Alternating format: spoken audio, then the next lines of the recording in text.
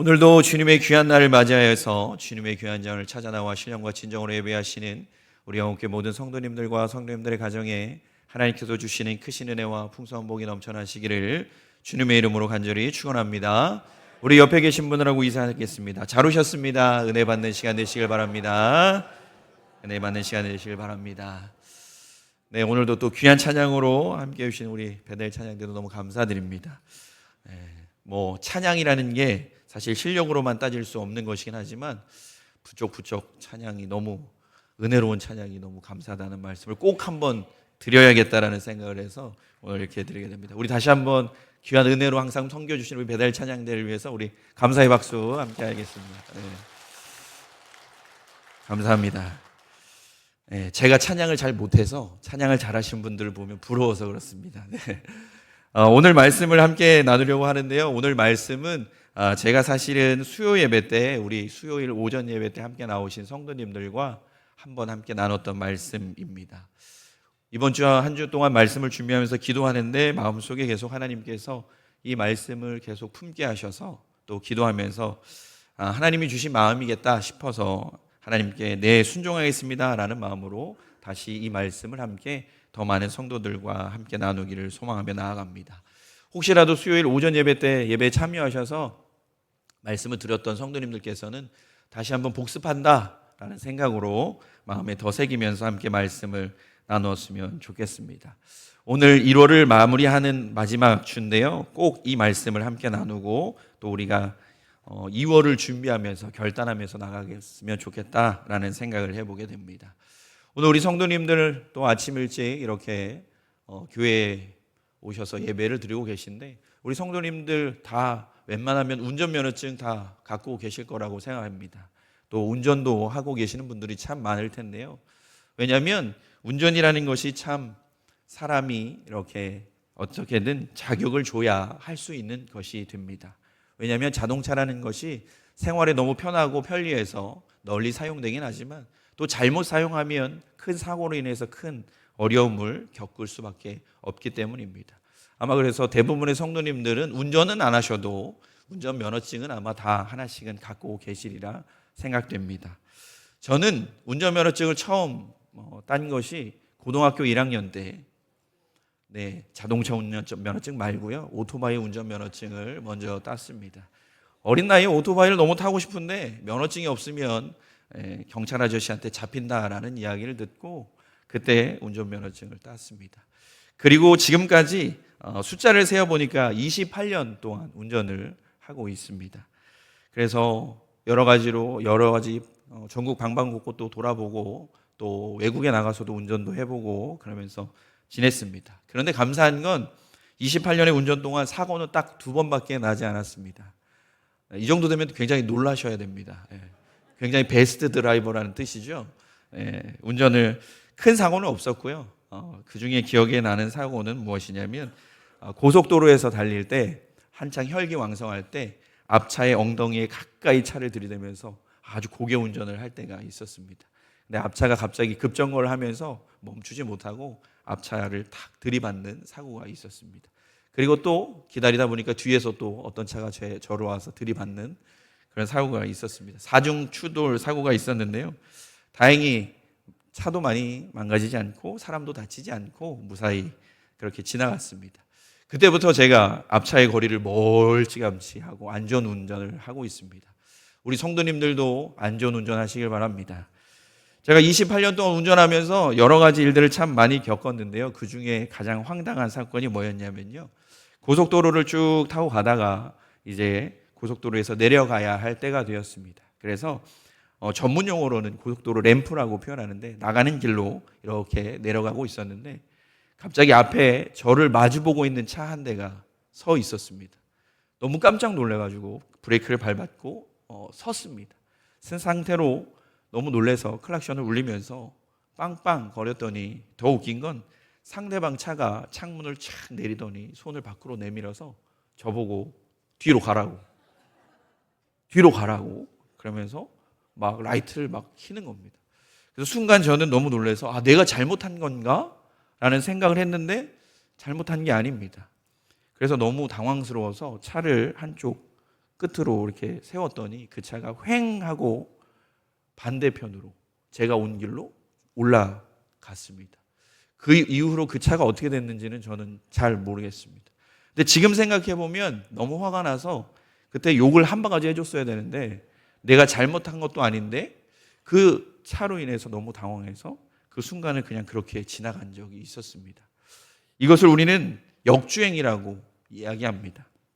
가야 할 길을 가지 않고 그 반대로 가는 차량들을 역주행하는 차량이라고 이야기합니다. 그런데 의외로 우리나라에 한 해 역주행으로 사고를 당하고 생명을 잃는 사람들이 굉장히 많다라는 그런 기사를 읽게 됐습니다. 대부분의 역주행 사고는 음주운전으로 인한 역주행 사고가 많고요. 또 운전 미숙으로 인해서 내가 가지 말아야 할 길임에도 불구하고 그걸 모르고 그 길을 가기 때문에 사고가 발생하는 경우가 참 많습니다. 우리 교회에서도 지원하고 있는 우리 말레이시아의 박유관 선교사님이란 분이 계십니다. 그 선교사님께서 저에게 얘기해 주시기를 처음에 선교사님께서는 선교를 가기 위해서 인도네시아에서 언어 공부를 하고 계셨다고 합니다. 근데 어느 순간 갑자기 선교사님, 말레이시아에 계신 선교사님의 부재로 인해서 갑자기 들어가서 교회 선교를 하게 되었노라라고 이야기해 주시면서 그 모든 이야기들을 저에게 전해 주셨습니다. 먼저 말레이시아에서 사역하고 계셨던 그 선교사님께서 한국에 들여와서 선교 보고를 해야 되는 일이 있었고 한국에 들어와서 운전을 하시다가 사고가 났다라고 말씀을 해주셨습니다. 우리가 잘 아는 것처럼 말레이시아는 우리나라와 반대편에 운전대가 있고 반대편 차선으로 차량이 다니게 됩니다. 근데 이 선교사님께서 오랜만에 한국에 들어오셔서 운전하시다가 자기도 모르게 반대쪽 차선으로 넘어가게 돼서 사고가 나셨고 결국은 돌아가시게 되었다라는 이야기를 듣고 이 박유관 선교사님께서 갑자기 말레이시아로 가서 사역을 하게 되었다라는 이야기를 저에게 해주셨습니다. 잠깐의 착각, 잠깐의 잘못된 생각으로 인해서 그 역주행 사고가 벌어지게 되었고 안타깝게 생명을 잃게 되는 일이 벌어지고 말았던 것입니다. 역주행이라는 것이 참 무섭습니다. 알면서 해도 문제지만 모르면서 해도 문제입니다. 나만 사고가 나면 다행이지만 상대방도 사고가 나게 되어 있고 대부분은 생명을 잃는 아주 중대한 사고로 이어지게 되는 것입니다. 그런데 이러한 역주행 사고는요, 도로 위에서만 벌어지는 것이 아닙니다. 우리의 신앙생활에도 역주행이 있습니다. 올바른 길을 따라 정해진 길을, 그 길을 가야 하는데 그 길을 거슬러서 반대로 신앙생활하는 사람들이 있다라는 겁니다. 하나님의 말씀의 기준에서 하나님이 가라고 하는 그 길을 가야 하는데 그 길이 아니라 내 멋대로, 내 생각대로, 내 방식대로 그렇게 살아가는 그 삶이 신앙생활에서는 영적인 그러한 역주행과 같은 것입니다. 우리는 가끔 우리의 신앙생활이 하나님 보시기에 너무나 아름다운 생활이다라고 착각하며 살아갈 때가 있습니다. 내가 역주행을 하며 운전하고 있음에도 불구하고 내가 반대로 영적인 역주행을 하고 있는지도 모르는 채 우리가 그렇게 하루를 살아갈 때가 너무나 많다라는 겁니다. 오늘 제가 이 역주행에 관한 이야기를 하는 이유는 오늘 우리가 봉독한 이 성경의 말씀이 우리에게 잘못된 길, 반대의 길이 아니라 하나님의 길로, 올바른 신앙의 길로 살아가라고 우리에게 말씀해 주는 말씀이기 때문입니다. 오늘 우리가 봉독한 성경의 말씀은 구약 성경의 맨 마지막에 있는 말라기서, 그리고 그 말라기서에서도 맨 마지막 장, 그 마지막 장의 말씀을 우리에게 전해주고 있습니다. 말라기서는 예수님께서 이 땅에 오시기 전에 한 400여 년 전 나타났던 마지막 선지자입니다. 말라기 선지자 이후로 400년이라는 기간 동안 이스라엘 백성들에게는 하나님의 말씀도 하나님의 선지자도 나타나지 않았습니다.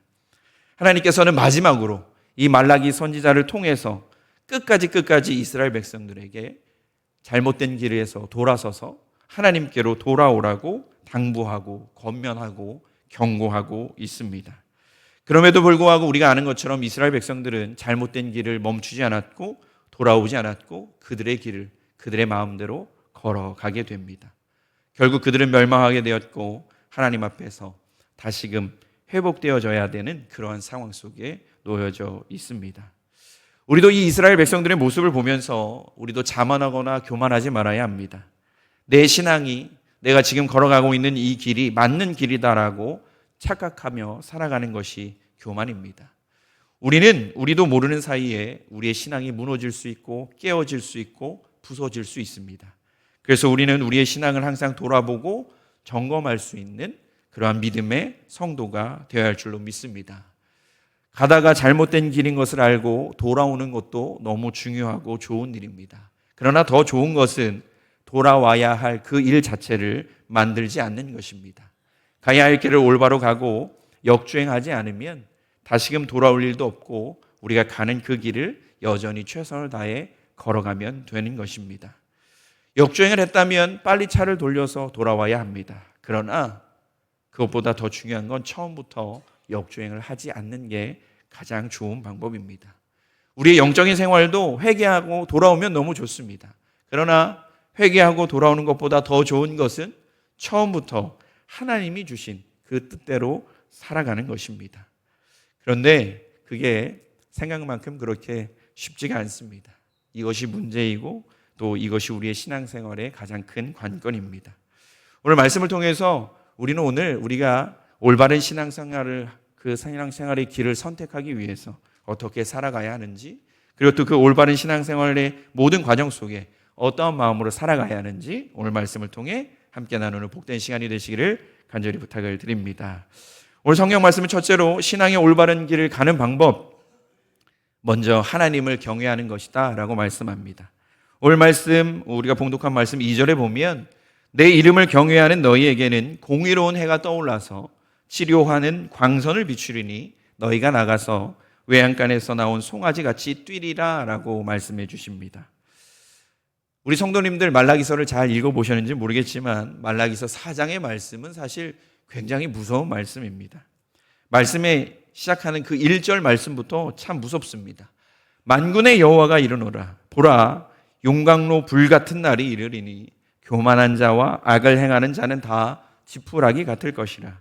그 이르는 날에 그들을 살라 그 뿌리와 가지를 남기지 아니할 것이로되 라고 말씀합니다. 이것은 하나님의 심판의 날을 이렇게 표현해 놓은 그러한 말씀입니다. 그 심판의 날이 곧 용광로의 불이 타오르는 그런 모습에 비유하십니다. 그리고 교만한 자, 악을 행하는 자는 그 용광로에 들어가서 불살라지게 될 지푸라기 같은 존재다라고 말씀해 주고 있는 것입니다. 하나님의 말씀대로 살지 않는 자들, 그들에 대한 징계의 모습을 하나님께서 무섭도록 표현해 주고 계십니다. 이 말씀을 읽을 때마다 얼마나 무서운지 모르겠습니다. 그런데 여기서 끝나는 것이 아니고요. 하나님께서는 대신 하나님을 경외하는 자들에게는 공의의 해가 떠오를 것이고 그 공의의 해로 말미암아 치유되고 회복되어져서 외양간에서 나온 송아지가 기쁨으로 뛰는 것처럼 하나님을 찬양하게 될 것이다 라고 말씀합니다. 심판의 날에 다 지푸라기 같이 타서 멸망하는 것은 아니고 하나님을 경외하는 자들은 그 가운데서도 구원받게 되고 치료받고 회복되어져서 기쁨으로 하나님을 찬양하게 될 것이다 라고 말씀해 주고 있는 것입니다. 그러면 여기에서 제가 우리 성도님들에게 질문을 하겠습니다. 우리는 그 심판의 날에 용광로에 들어가서 불타 없어질 지푸라기가 되어야겠습니까? 아니면 치유되고 회복되어서 기쁨으로 하나님을 찬양하는 믿음의 성도가 되어야겠습니까? 네, 이 어려운 질문을 또 답변을 하시는군요. 우리는 치유되고 회복되어서 하나님을 찬양할 수 있는 믿음의 성도가 되어야 합니다. 그러기 위해서 오늘 우리는 말씀을 붙잡고 오늘도 이곳에 나와 예배하고 있는 줄로 믿습니다. 마지막 날에 치유되고 회복되어지고 자유를 만끽하는 자가 되려면 하나님은 전제 조건을 분명하게 말씀하십니다. 여호와를 경외하는 자가 되라 라고 말씀합니다. 경외하는 것, 무섭고 떨리는 마음으로 나아가는 것입니다. 하나님을 무섭고 떨리는 마음으로 섬기며 살아가라고 우리에게 말씀해 주고 있습니다. 왜냐하면 하나님은 공의로우신 분이시기 때문에, 하나님은 심판하시고 징계하시는 분이시기 때문에 하나님을 두려운 마음으로 섬길 수 있는 성도가 되어야 한다라고 우리에게 말씀하십니다. 많은 사람들이 하나님을 사랑의 하나님이라고 표현합니다. 틀린 말은 아닙니다. 그럼에도 불구하고 하나님은 사랑의 하나님이시기 이전에 공의의 하나님으로 우리 앞에 서 계십니다. 저는 하나님을 두려운 분으로 만났습니다. 우리 성도님들은 하나님을 만나셨을 때 하나님이 수고했다, 사랑한다, 품어주시고 안아주셨는지 모르겠는데 저는 하나님을 만났을 때 하나님께서 저에게 이렇게 말씀하셨습니다. 너 그렇게 살면 큰일 난다. 전 아직도 기억하고 있습니다. 너 그렇게 살면 큰일 난다 라고 하나님이 저에게 말씀하시면서 저를 찾아와 주셨습니다. 그래서 저는 지금도 하나님한테 혼날까 봐 무서워서 열심을 다하는 그러한 목사입니다. 제 주변에 많은 사람들이 저에게 묻습니다. 아, 목사님 정말 열정이 넘치시네요 라고 얘기하시는 분들이 계신데요, 저는 사실 열정이 없는 사람입니다. 열심도 그렇게 많은 사람이 아닙니다. 그런데 왜 최선을 다하느냐? 하나님이 저를 보고 있다고 저는 믿고 살아가기 때문입니다. 하나님이 나를 보고 있는데 내가 과연 게을러질 수 있을까? 나태해질 수 있을까? 최선을 다하지 않을 수 있을까? 라는 마음이 항상 제 안에 있습니다. 저는 오늘도 하나님의 심판대 위에 서 있다라고 생각하며 살아갑니다.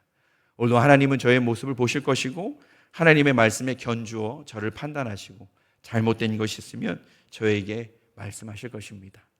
우리는 이러한 마음으로 오늘 하루를 또 우리에게 주어진 모든 삶을 살아갔으면 좋겠습니다. 하나님께서 우리를 지켜보고 계신다라는 마음으로 오늘 우리도 하나님의 눈치를 보며 하나님 앞에 더 잘하기를 위해서 부단히 노력할 수 있는 우리가 되기를 소망합니다. 어제 청년들 겨울 수련회가 있었습니다. 그리고 그 겨울 수련회 도중에 순서 중에 영화를 함께 관람하는 시간이 있었습니다. 요즘에 유명한 기독교 영화 있죠? 신의 악단이라고 보신 분들 계실 겁니다. 혹시 못 보신 분들도 계신가요? 네, 내용은 이야기하지 않겠습니다. 꼭 한번 보셨으면 하는 그런 영화입니다.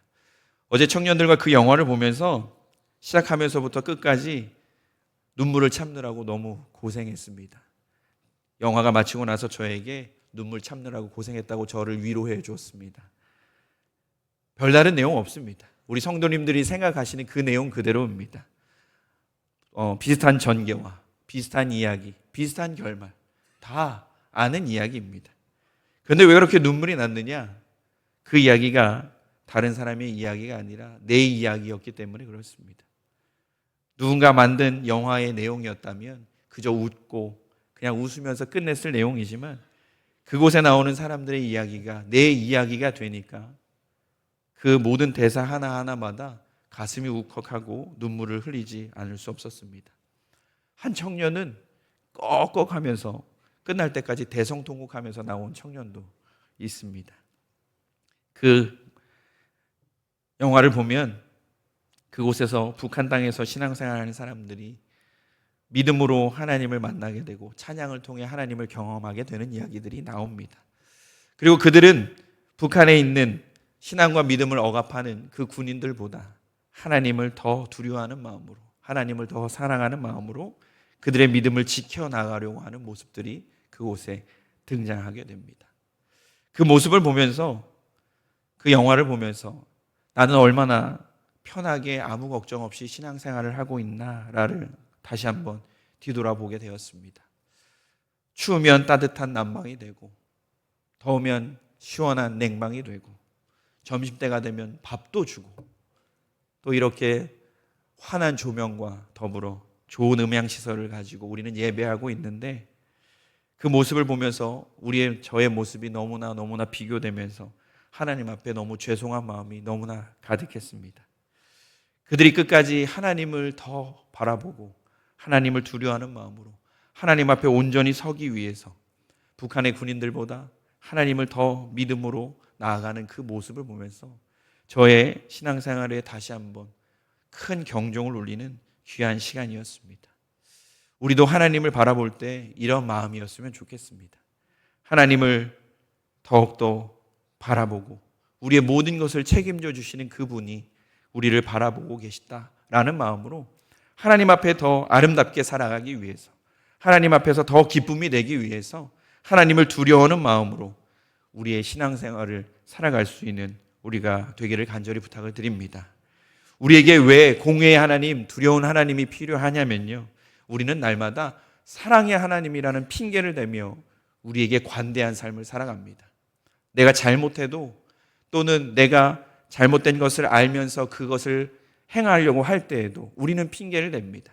사랑의 하나님이니까, 사랑의 하나님은 다 용서해 주시니까, 사랑의 하나님은 용납해 주시고 이해해 주시는 분이시니까 당연히 내가 이 행동을 하고 이 일을 해도 하나님은 이해해 주실 거야 라고 우리는 생각하며 살아갑니다. 그러나 하나님은 사랑의 하나님이시기 이전에 공의의 하나님이십니다. 우리의 삶을 평가하시고 우리의 인생을 평가하시고 하나님 앞에 심판하는 분이십니다. 그래서 우리는 하나님을 의식하며 하나님을 두려워하는 마음으로 나아가야 합니다.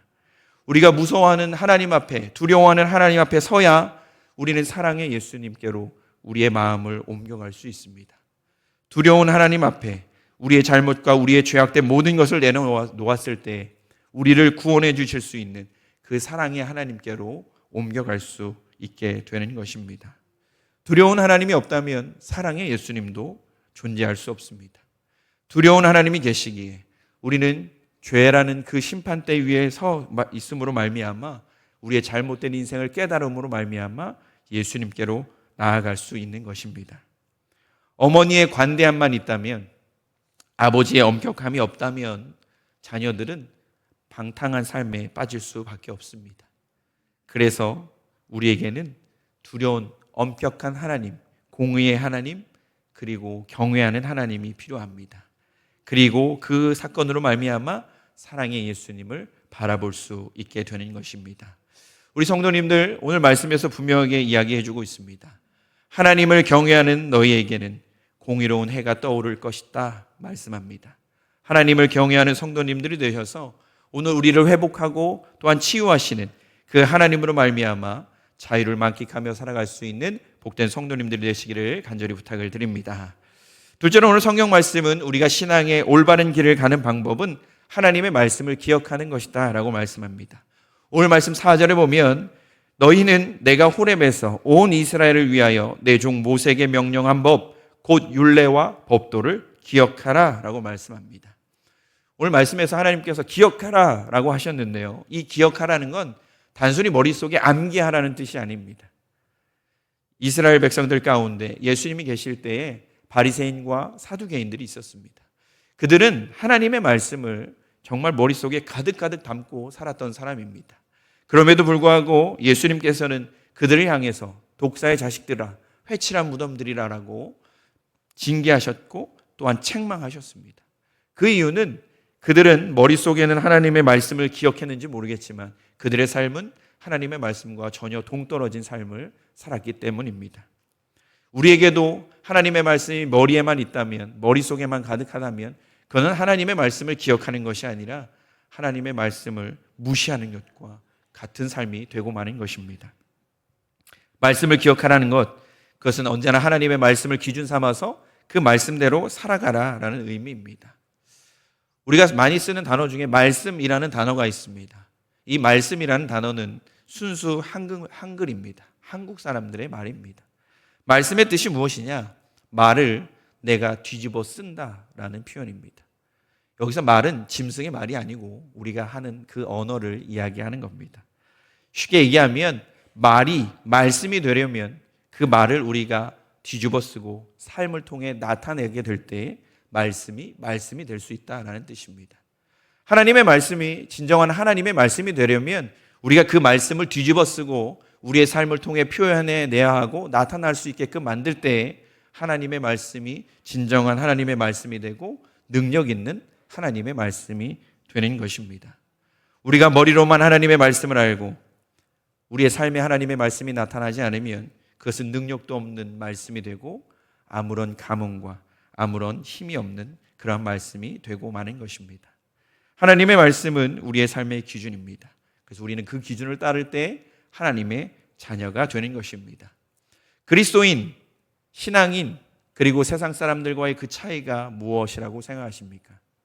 그리스도인은 하나님의 말씀을 기준 삼아 그 말씀의 울타리 안에 살아가는 사람들을 신앙인, 그리스도인이라고 표현합니다.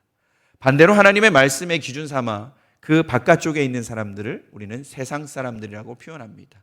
그 말씀의 기준의 울타리를 통해서 우리는 구별되게 되고 거룩함을 얻게 되는 것입니다.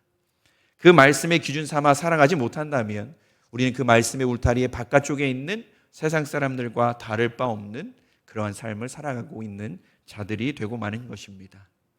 성경이라는 말의 헬라어 원어는 캐논입니다. 캐논이란 말은 어디에서부터 나왔냐면 옥간 장수들이 옥감의 길이를 제섭할 때 쓰는 이 잣대가 바로 캐논입니다. 이 잣대가 이 집 다르고 저 집 다르면 큰일이 나는 겁니다.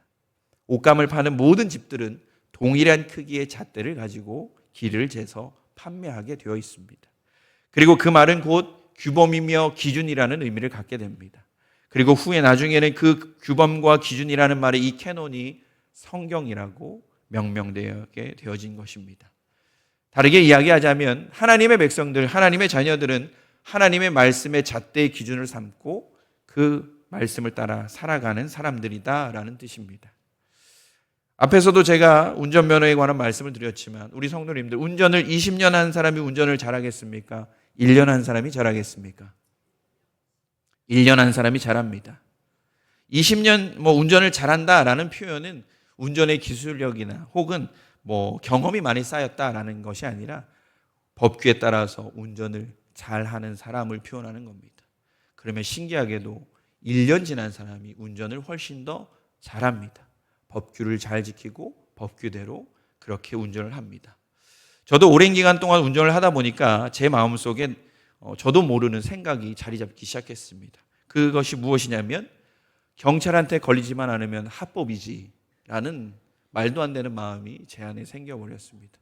그랬더니 보이지 않는 곳에서 불법 유턴도 하고 우회전하면 안 되는 곳에서 우회전할 때도 있고 그렇게 됩니다. 그런데 운전을 1년만 한 사람은 정해진 도로교통법에 맞게 차근차근 모든 것을 잘 지키며 운전하게 되어 있습니다. 안전하고 조심스럽고 아름다운 운전입니다. 신앙생활 오래 했다고 해서 말씀을 많이 들었다고 해서 말씀을 많이 읽었다고 해서 우리가 하나님의 말씀대로 살아간다고 착각하며 살아가면 안 됩니다. 하나님의 말씀을 따라 지키고 행하는 자가 하나님의 말씀대로 살아가는 자들입니다. 우리 모두가 그런 자가 되기를 소망합니다. 머리로만 하나님의 말씀을 아는 것이 아니라 우리의 삶을 통해 그 하나님의 말씀을 살아내고 나타낼 수 있는 복된 성도님들의 삶이 되시기를 간절히 부탁을 드립니다. 둘째로 마지막으로 오늘 성경 말씀은 신앙의 올바른 길은 그 방법은 아버지의 마음을 알아가는 것이다 말씀합니다. 오늘 말씀 6절에 보면 그가 아버지의 마음을 자녀에게로 돌이키게 하고 자녀들의 마음을 그들의 아버지에게로 돌이키게 하리라 라고 말씀합니다. 하나님께서는 오늘 이 말씀 전에 엘리야를 이스라엘 백성들에게 보내줄 것이다 라고 말씀하시는데요. 여기서 나오는 엘리야는 우리가 잘 아는 구약 성경에 나오는 엘리야가 아니고요. 예수님의 모든 사역을 준비할 그 세례 요한을 표현하는 것입니다. 어쨌든 간에 그 세례 요한을 통해서 또 예수님의 사역을 통해서 이스라엘 백성들은 아버지가 되시는 하나님의 마음으로 하나님은 다시 이스라엘 백성들에게로 연결되는 그 일을 감당하게 될 것이다 라고 이야기하는 것입니다. 중요한 것은 이스라엘 백성들이 아버지의 마음으로 가는 것입니다. 그것은 곧 이스라엘 백성들이 하나님의 마음을 알아가게 되고 하나님의 마음으로 나아가게 된다라는 뜻입니다. 예수님의 비유의 말씀 중에 탕자의 비유가 있습니다. 탕자의 비유에 보면 탕자는 철없을 때 자기의 마음대로 자기의 것을 가지고 가서 다 탕진합니다. 그리고 다시금 아버지의 집으로 돌아왔을 때 자신을 사랑으로 맞이해 주는 그 아버지의 마음을 그때서가 돼서야 그는 깨달았습니다. 그리고 그 마음이 어떤 마음인지 아버지의 진정한 사랑이 어떤 것인지를 깨달은 그 모습을 보여줍니다. 하나님은 이스라엘 백성들에게도 그러한 마음을 갖기를 원하셨습니다. 저도 자녀를 낳고 10년이 넘는 세월 동안 자녀들을 키워가고 있지만 아직도 여전히 부모님의 그 마음과 사랑을 알아가기에는 참 부족하다라는 생각을 참 많이 합니다. 우리 성도님들도 누군가에게는 자녀이며 누군가에게는 부모님이 있을 수 있을 텐데 그럼에도 불구하고 그 끊임없는 부모님의 사랑이 참 많이 감사하고 눈물겨울 때가 참 많습니다. 저도 어렸을 때 굉장히 엄한 아버지 밑에서 성장했습니다. 그래서 엉덩이가 항상 부어 있었습니다. 하도 맞아가지고 그만큼 개구장이고 사고도 많이 치는 그런 사람이었습니다. 그런데 아버지께서는 저에게 사랑한다 수진아 라는 말을 단 한 번도 해준 적이 없었습니다. 그리고 이렇게 안아주시고 격려해 주시고 어깨를 토닥여 주신 적이 단 한 번도 없었습니다. 그래서 철없는 마음에 저는 아버지는 나를 사랑하지 않는구나를 넘어서서 싫어하는 건 아닐까라는 생각까지 하며 그렇게 지냈습니다. 그러다 보니까 뭐 사고도 치고 장난도 치고 그게 저의 일상이었습니다. 그러다가 이제 어느 날 외박을 하고 싶은데 외박을 할 수 있는 방법이 없었습니다. 아버지가 엄하셔서 유일한 방법은 교회에서 일한다라는 핑계를 대면 교회에서 하루 외박을 할 수 있었습니다. 그런데 철없던 학생이 과연 교회에서 열심히 일을 했겠습니까?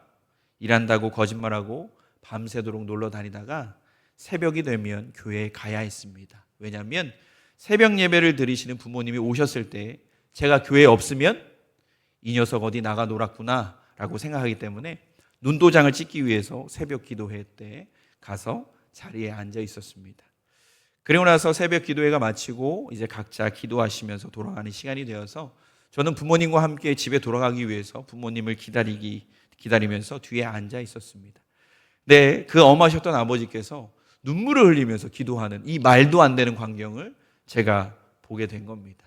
눈물을 흘리시면서 간절한 마음으로 기도하셨습니다. 그래서 궁금했습니다. 그래서 아버지가 기도하는 옆에 쓱 가서 귀를 이렇게 들이대면서 어떤 기도를 하시나 몰래 들었습니다. 그런데 그 아버지께서 눈물을 흘리시면서 기도하는 그 기도 제목이 다른 것이 아니라 저를 위한 기도였습니다. 사랑하는 아들을 위해서 기도하는 그 모습을 저는 그때 처음으로 보게 됐습니다. 그때 알았습니다. 아버지가 나를 정말 사랑하시는구나. 겉으로는 표현하지 않으셨지만 나를 위해서 끊임없이 기도하고 계시는구나 라는 걸 그때 처음 알게 됐습니다. 그러고 나니까 어깨가 10cm가 올라가기 시작했습니다. 자존감이 올라갔습니다. 아버지가 나를 사랑하신다는데 그 누가 미워하든 무슨 상관이겠느냐라고 생각하며 정말 부모님께 열심히 착한 아들로 살아가려고 노력했습니다. 그런데 지금도 생각해 보면 부모님이 곁에 계시고 나를 위해 기도해 주시고 나를 위해 한마디라도 해 주셨을 때가 얼마나 감사한 때였나라는 생각을 참 많이 하게 됩니다. 하나님이 우리의 아버지라면 우리는 더 늦기 전에 그 아버지의 마음을 알아야 합니다. 그 하나님 아버지의 마음을 알게 되면 우리는 이 길에서 벗어날 수 없습니다. 이 길이 힘들고 어려워도 결국 이 길은 나를 위한 길이다라는 걸 알게 되고 그 아버지의 마음으로 나아가게 되는 것입니다. 우리가 올바른 신앙의 길을 떠나지 않는 방법은 우리를 사랑하시는 그 하나님 아버지의 마음을 알아가는 것입니다. 그 마음을 아는 자녀는 절대 그 길에서 벗어나지 않게 되는 겁니다. 우리 성도님들 오늘도 하나님의 말씀을 통해 예배를 통해 기도를 통해 하나님 아버지의 마음을 알아가는 성도님들이 되시길 바랍니다. 그래서 비록 이 신앙의 길이 힘들고 어려워도 이 길에서 벗어나지 않고 끝까지 이 길을 걸어가심으로 승리하는 복되고 아름다운 성도님들이 되시기를 간절히 부탁을 드립니다. 말씀을 정리합니다. 우리는 하나님께서 원하시는 올바른 신앙의 길을 걸어가야 합니다. 그러기 위해서는 먼저 우리는 하나님을 경외하는 자들이 되어야 합니다. 두렵고 떨리는 마음으로 이 길을 걸어가시길 바랍니다. 둘째로 하나님의 말씀을 기준 삼아 살아가야 합니다.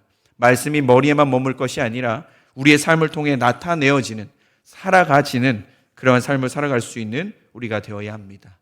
마지막으로 우리는 하나님 아버지의 마음을 알아야 합니다. 나를 사랑하시고 이 길 가운데 우리가 끝까지 감으로 말미암아 승리할 수 있도록 인도하시는 그 하나님의 마음, 아버지의 마음을 알고 나아갈 수 있는 우리가 되길 소망합니다.